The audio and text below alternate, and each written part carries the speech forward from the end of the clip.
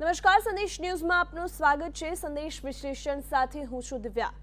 યુક્રેનની સેના અને રશિયા સમર્થિત વિદ્રોહીઓની વચ્ચે ટકરાવની શરૂઆત ગુરુવાર સવારથી જ થઈ ગઈ છે।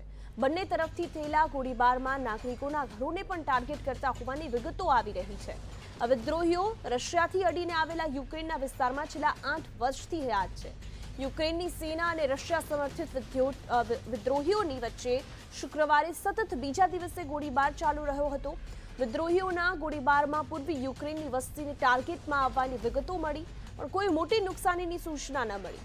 અમેરિકી રાષ્ટ્રપતિ જો બાઇડને યુક્રેન પર રશિયા હુમલાની શક્યતાઓ વધવાને લઈને ફરીથી આગાહી કરી, જ્યારે પશ્ચિમી દેશોના રક્ષણ નિષ્ણાંતોનું કહેવું છે કે વિદ્રોહીઓની તાજેતરની સક્રિયતા રશિયાની રણનીતિનો ભાગ છે।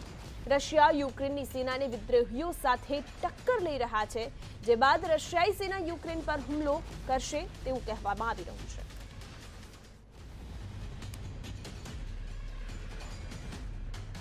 અને આ જ મુદ્દે ચર્ચા કરીશું। અમારી સાથે રક્ષા વિશેષજ્ઞ જયદેવભાઈ જોશી જોડાઈ ગયા છે। જયદેવભાઈ, આપનું સ્વાગત છે સંદેશ ન્યૂઝમાં। અને છેલ્લા ઘણા સમયથી આપણે સતત એ સાંભળી રહ્યા છે કે ગમે ત્યારે રશિયા અને યુક્રેન વચ્ચે યુદ્ધ થઈ શકે છે, અને આ સાથે જ રશિયા અને યુક્રેન વચ્ચેનું યુદ્ધ એવું જ લાગે કે જાણે અમેરિકા અને રશિયા વચ્ચેનું યુદ્ધ છે।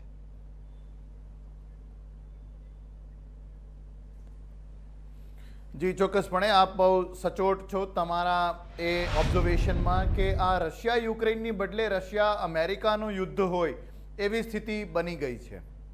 હવે સાથોસાથ યુદ્ધની વાત કરીએ છીએ, યુદ્ધના ભણકારા વાગે છે, ચોક્કસ છે, બહુ મોટો સૈન્ય જમાવડો થઈ રહ્યો છે, એ પણ છે। પણ સૌથી વધુ ધ્યાનમાં લેવા જેવી બાબત એ પણ છે કે આ બધા વાક યુદ્ધો અત્યારે થઈ રહ્યા છે।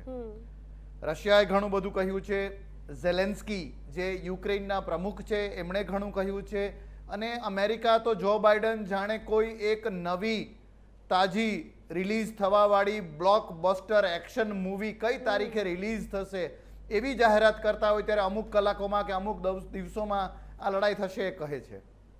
એક રક્ષા વિશેષજ્ઞ તરીકે કહીએ તો જ્યારે ક્યારેય પણ વિશ્વમાં આવી કોઈ મોટી લડાઈ થઈ છે, હુમલા થયા છે, આક્રમણો થયા છે, ત્યારે તેની આસપાસ આટલી મોટી વાતચીત, આટલા મોટા વાક યુદ્ધો નથી થતા હોતા। એ અટેક થાય અને એ અટેક થયા પછી વિશ્વને ખ્યાલ આવે કે આવું કંઈ થાય, પણ તેમ છતાં જેટલો મોટો સૈન્ય જમાવડો ત્યાં બની ગયો છે એ જોતા યસ ચોક્કસપણે આ યુદ્ધના ભણકારા વાગે છે। અને યુક્રેન માત્ર એક પ્યાદું હોય, નેટો રાષ્ટ્રો જેની અગવાની અમેરિકા કરે છે, એ અમેરિકાની સામે રશિયા પોતાનું પાવર ઓફ બેલેન્સ, વિશ્વએ 60-70ના દશકામાં જે કોલ્ડ વોર પણ જોઈ એ અમેરિકા અને રશિયા વચ્ચેની, એ જ સ્થિતિનું કંઈક નિર્માણ અત્યારે થયું હોય, નાટો પર પોતાના પ્રભુત્વની વાત હોય, એ અત્યારે જોવામાં આવી રહ્યું છે। બસ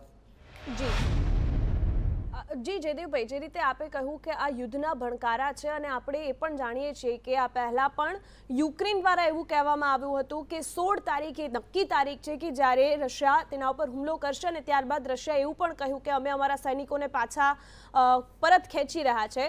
પરંતુ અત્યારે જે પ્રકારની પરિસ્થિતિ, યુક્રેન ઉપર સતત હુમલાઓ, કાર બ્લાસ્ટ થવા, પાઇપલાઇનોમાં વિસ્ફોટ થવો, કે પછી નાના નાના છમકલા થવા, શાળાઓ પરનો હુમલો, આ બધું જ એવું પણ કહેવામાં આવી રહ્યું છે કે ફોલ્સ ફ્લેગ ઓપરેશન તહેત આ બધું કરવામાં આવી રહ્યું છે। આ જે ફોલ્સ ફ્લેગ ઓપરેશન છે તેના વિશે સમજાવશો, આખરે તે શું હોય છે, અને તે અંતર્ગત અત્યારે આ યુદ્ધની પરિસ્થિતિ છે તે કઈ રીતે નિર્માણ થઈ રહી છે?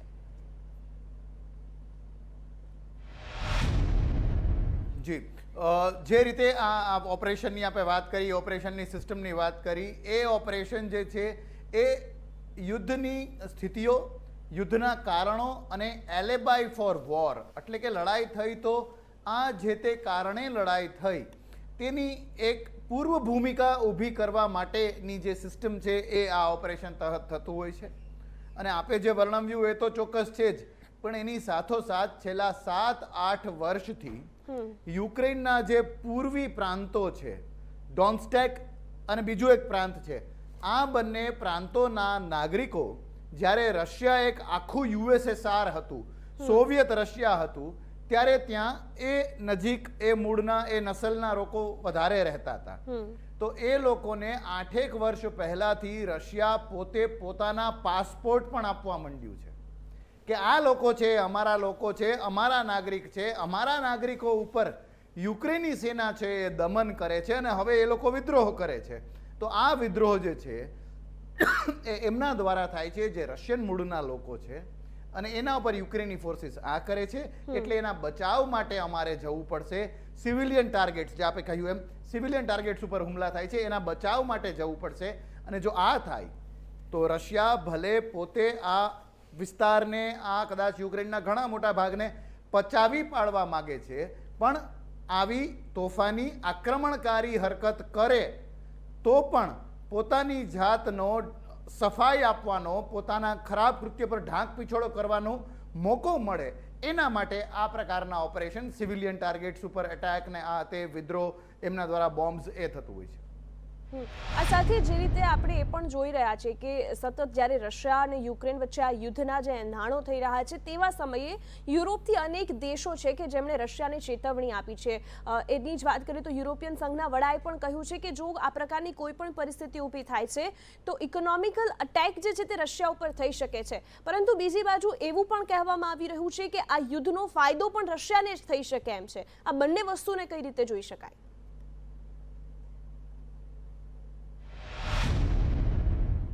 Yes, exactly. દિવ્યા, આપે આપણા સંદેશ વિશ્લેષણમાં ખૂબ સરસ વાત કરી કે કઈ રીતે આ વાતને જોવી કે લોકો વાત કરે છે રશિયા પર સેન્ક્શન લગાવી દેશું, બે દિવસમાં કે અમુક 24 કલાકમાં હુમલો થશે, પણ સેન્ક્શન્સની વાત કોઈ કરતું નથી.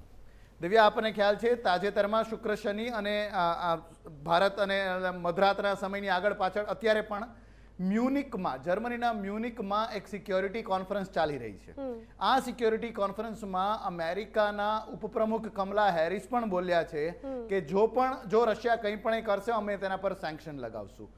નેટો જે ફોર્સિસ છે તેના સેક્રેટરી, નેટો સંગઠન છે એના સેક્રેટરી જનરલ પણ બોલ્યા છે. આપે યુરોપિયન યુનિયનની પણ વાત કરી, અને સાથોસાથ ઓન ધી સાઇડ લાઇન્સ આપણા વિદેશ મંત્રી પણ ત્યાં છે અને એ ચીનની વિસ્તારવાદી નીતિની પણ વાત કરી છે. આ સિક્યોરિટી કોન્ફરન્સમાં યુક્રેન જે છે એનો મુદ્દો કેન્દ્ર સ્થાને છે.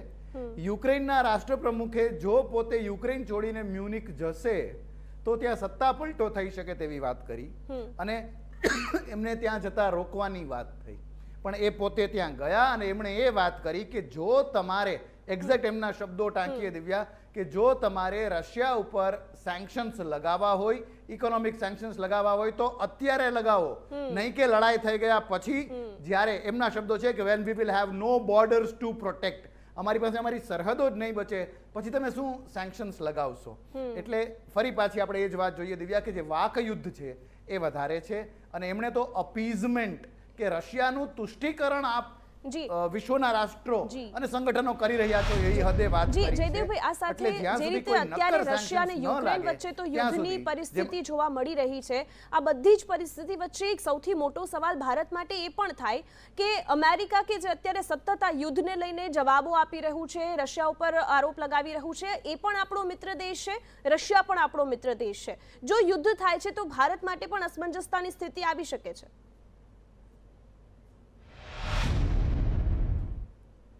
ચોક્કસપણે દિવ્યા, જો યુદ્ધની સ્થિતિ થાય તો ભારતે કઈ તરફ ઝૂકવું એ પ્રશ્ન થાય.